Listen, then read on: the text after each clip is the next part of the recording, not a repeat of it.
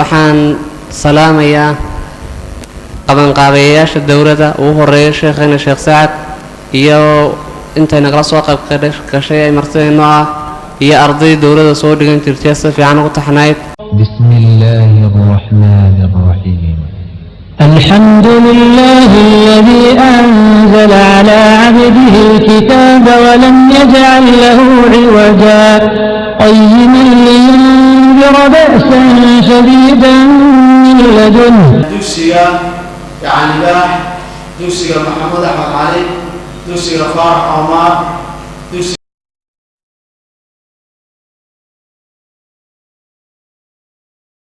aynu waxa weeyaan goobteena barakaysan masaajidka caleemataan isugu nimi inaynu soo gabagabayno dowladii u socotay ardayda dugsiyada sare iyadoo bishu tahay 10kii Rabiicul Awwal 1433 bisha labaad ee 2012 oo ah habeen Jimco ah goobtuna ay tahay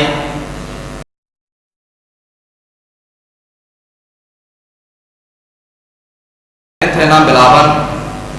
waxaanu ugu horeysin doonaa quraanka kariimka ah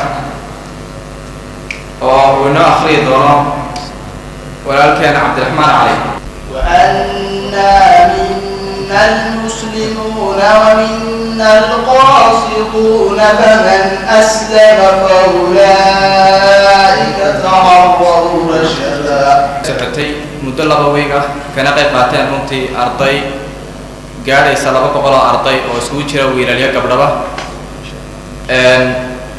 waxaynu kelmadda ugu horeysa siin doonaa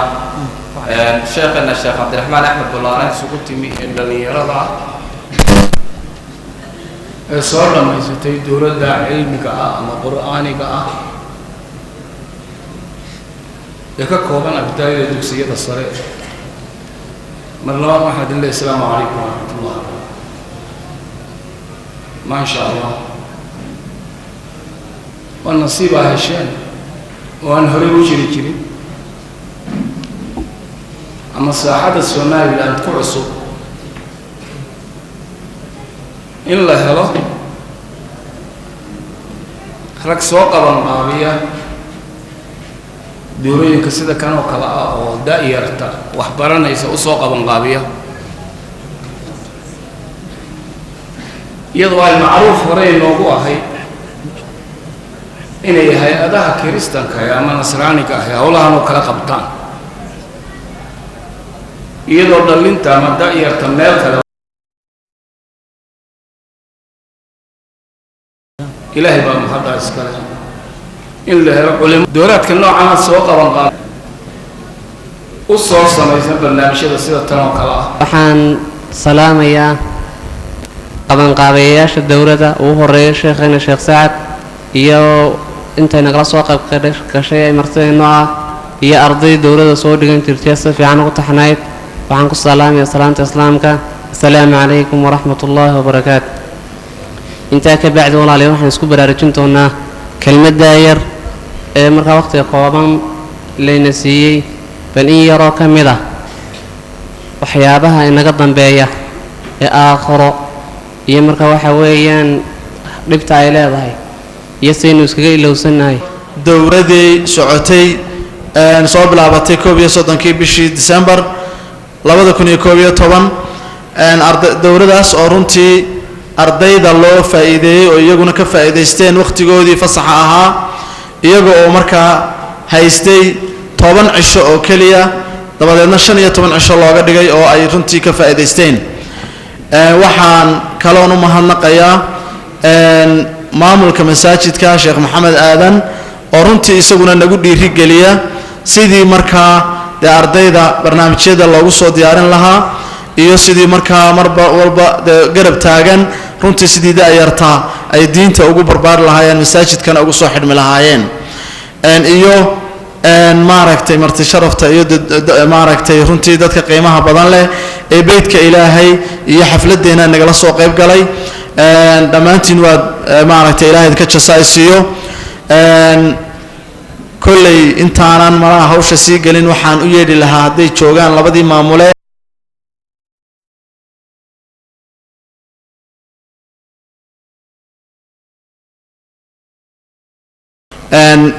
marka insha allahu tacaala dowradan oo runtii aanu mar walba qabano sanad kasta iyo runtii xilli walba aanu abaabulo ujeedooyinka aanu ugu talagalnay in loo qabtaana ay ugu weynayd sidii uu sheekh maxamed aadan ka dhawaajiyey in maaragtay runtii akhlaaqda aynu ku jirno 7 iska dhib badan oo runtii iska dhibaato badan leh waxaynu arkaynaa in ay jirto akhlaaq xumo runtii aad iyo aad runtii u fara badan meelaha qaarkood oo aad arkayso in xilligan loo soo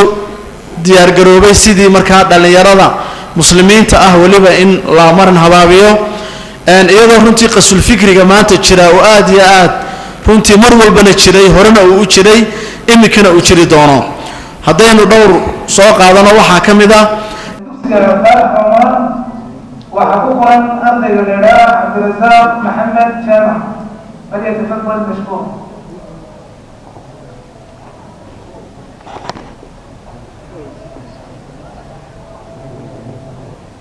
walaalayaal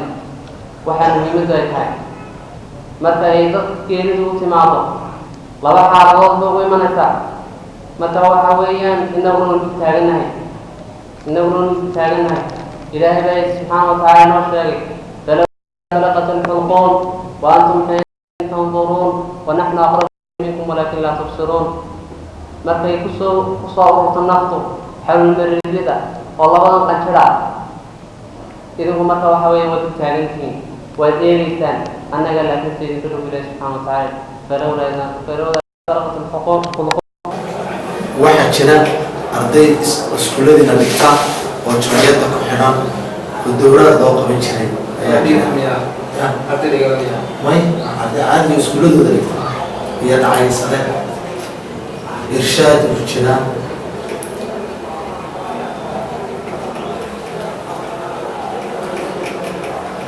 marka inaa wada shaqaysaan baa la doonaya ardayda ku dhowda wadualayna barakaatu السلام عليكم. طبعاً كشيء يشوه رأيه وطبعاً وفر الكلام مع معنا شيء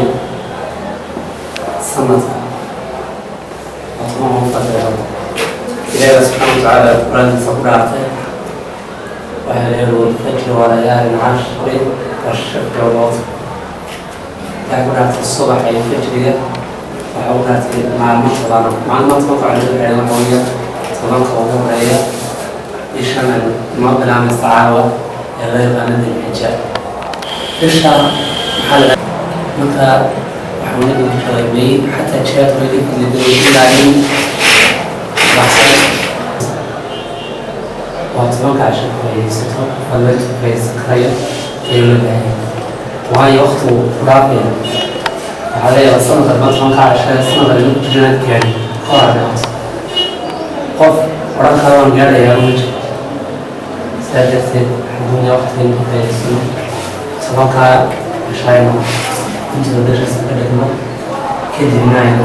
يعلم الأدب ونزيد الدنيا الصلاة هي صوت المغنون صوت لا يضلنا عشرة كتير تبدأ من أول سنة تدرس مرات طبعاً كيف تدرس من العلم وحندون ندور كان على ضد الاستدلال عشر وكلا فقه نص عن شيء ندرس علينا يا ماهرا بكتاب الله تقرأه أبشر بنور الله والحسنات اقرأ ورتل خاشعا متغنيا بأعذب الألحان والآيات يا ماهرا بكتاب الله تقرأه أبشر بنور الله والحسنات اقرأ ورتل خاشعا متغنيا بأعذب الألحان